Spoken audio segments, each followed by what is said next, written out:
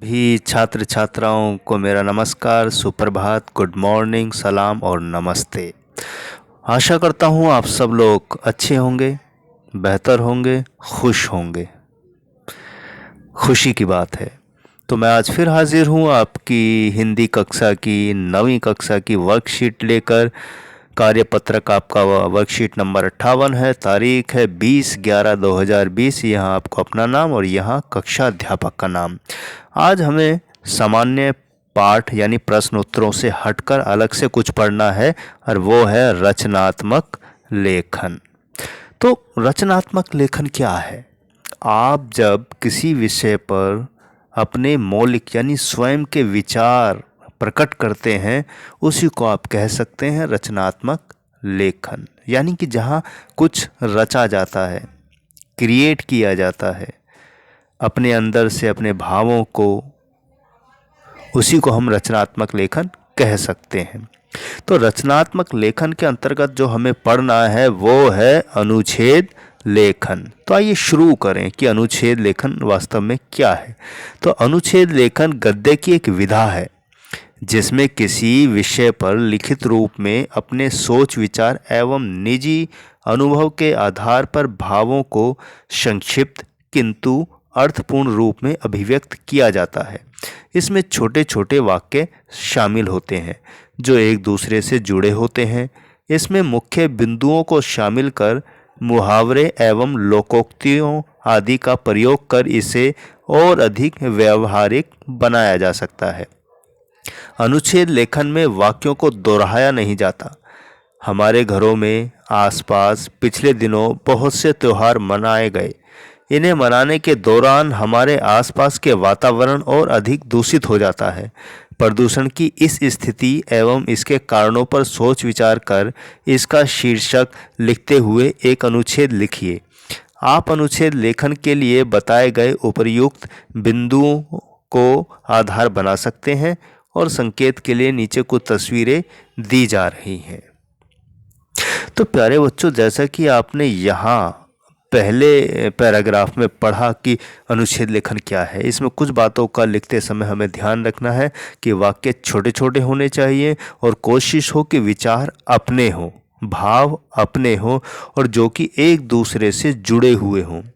ऐसा नहीं हो कि हम नदी की बात करें तो आसमान टपक पड़े, नदी की बात करें तो नदी से जुड़ी हुई चीज़ों की बात करें, यानी कि हमें लगे कि एक तार दूसरे से जुड़ा हुआ है। तो इसमें हम अगर मुहावरे लोकोक्ति इस तरह के प्रयोग करते हैं तो आज समझ लीजिए कि सोने पे सुहागा हो जाता है, वो और शानदार बन जाता है। आपका लेखन पढ़ने वाले को भी वो रोचक लगता है, अच्छा लगता है। और अनुच्छेद लेखन में कुछ बातों का और ध्यान रखना है कि जो भी आप सेंटेंस यानी वाक्य प्रयोग करते हैं, लिखते हैं, उसको रिपीट नहीं करना है, दोहराना नहीं है।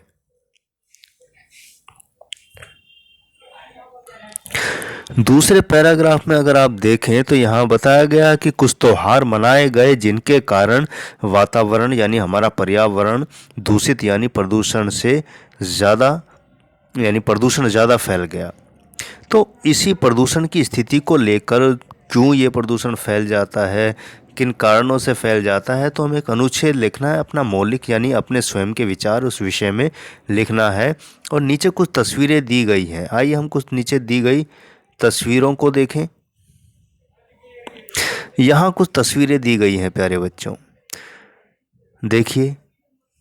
यानी कि आप देखें तो यह इंडिया गेट दिखाई दे रहा है, लेकिन बहुत अच्छा और साफ हमें दिखाई नहीं दे रहा है। इसका मतलब है प्रदूषण के कारण वो धुआं चारों तरफ फैल गया है।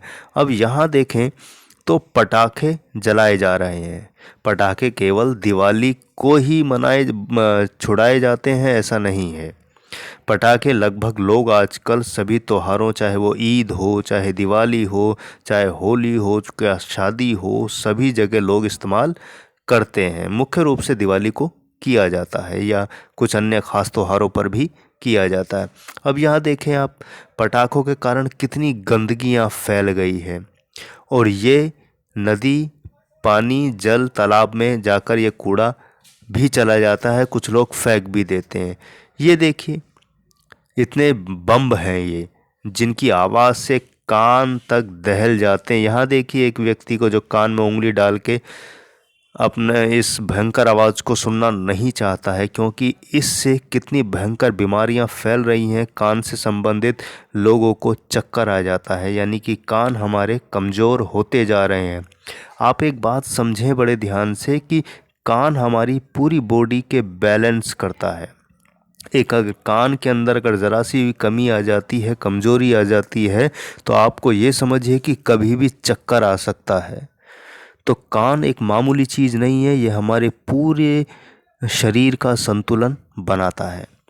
ये रॉकेट हैं जो हवा में जाकर ध्वनि और वायु सभी तरह का प्रदूषण करते हैं। और यहाँ देखिए आप कितना धुंध और धुआं हो चुका है प्रदूषण के कारण। यहाँ भी देखिए लोग कान में उंगली डाल रहे हैं और स्थिति कितनी नाजुक है। तो इन्हीं संकेत बिंदुओं का आधार बनाकर हमें प्रदूषण की स्थिति पर विचार करना है अनुच्छेद में, और कुछ उपायों को भी सामने रखना है।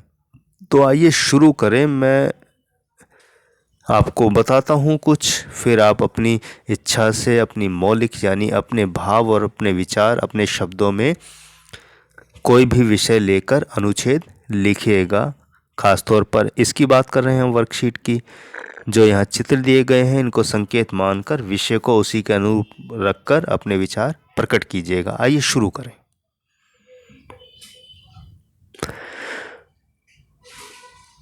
प्यारे बच्चों, हमारा विषय है दीपावली और प्रदूषण और उपाय। ये हमने टॉपिक दे दिया है अपने अनुच्छेद का, तो हम शुरू करते हैं बिना देर किए। आजकल दीपावली को प्रदूषण का पर्याय मान लिया गया है। दीपावली का त्यौहार आने से पहले लोग कहने लगते हैं कि अब प्रदूषण बढ़ जाएगा, जबकि ये एक बहुत बड़ी भ्रांति है। क्या दिवाली से पहले प्रदूषण नहीं होता?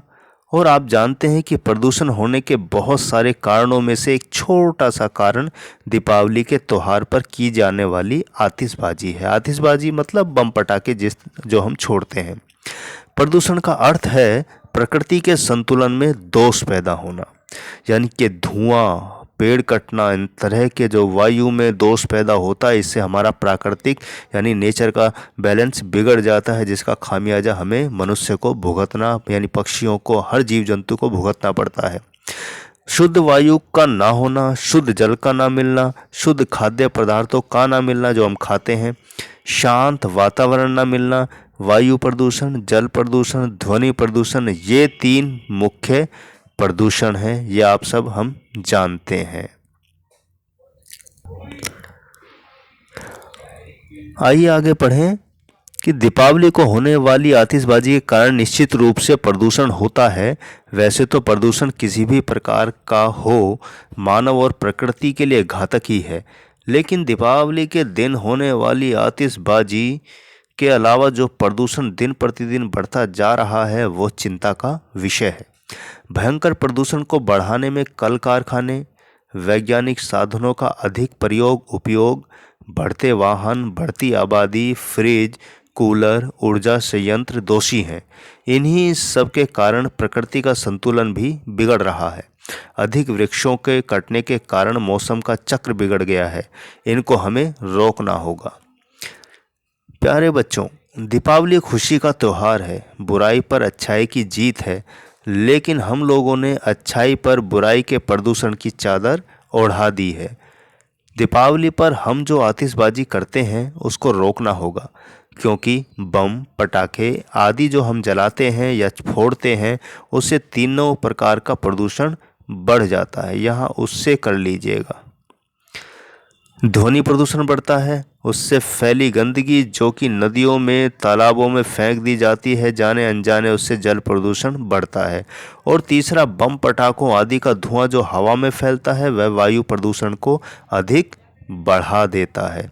अब देखिए एक आतिशबाजी है, लेकिन उससे 3 प्रकार का प्रदूषण बढ़ रहा है, उसको बढ़ावा मिल रहा है। और जो हमारे शरीर, फेफड़े, हर तरह के शरीर के प्रकृति के संतुलन के साथ साथ हमारे शरीर के संतुलन को भी वो बर्बाद कर रहा है, बिगाड़ रहा है।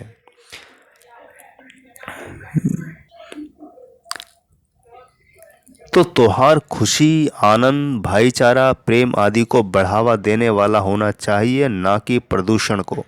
तो आइए हम संकल्प करें और अभी से तय करें कि दिवाली त्यौहार को प्रदूषण मुक्त त्यौहार बनाएंगे और प्रेम के दिए जलाएंगे, प्रदूषण को ख़त्म कर अपना वातावरण शुद्ध बनाएंगे।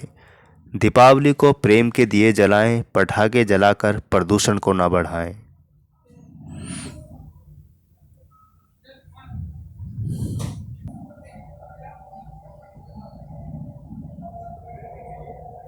तो आपने देखा प्यारे बच्चों कि दीपावली और प्रदूषण का संबंध नहीं है, लेकिन लोगों ने अपने अजीब सी खुशियों के लिए वातावरण यानी हमारे पर्यावरण को बिगाड़ दिया है।